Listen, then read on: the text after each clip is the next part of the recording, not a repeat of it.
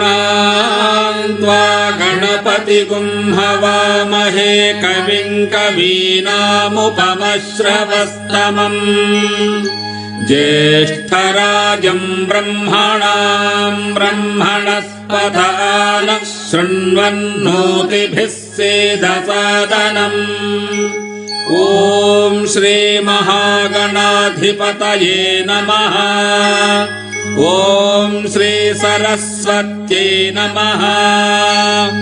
ॐ श्री वेदपुरुषाय नमः। ॐ श्री गुरुभ्यो नमः। हरिः ॐ। ॐ नमो भगवते रुद्राय। ॐ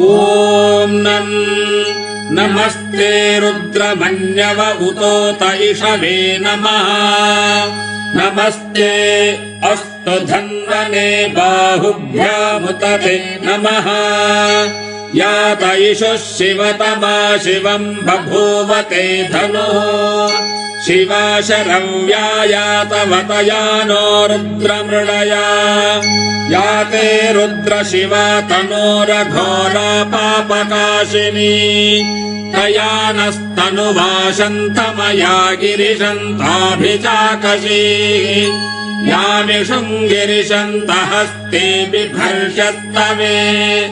शिवाङ्गिरित्रताम् कुरु माहि पुंसि पुरुषम् जगत्। शिवेन वचसा त्वा गिरिशाच्छावदामसि। यथा नः सर्वमिज्जगदयक्ष्मगुम् सुमना असत्।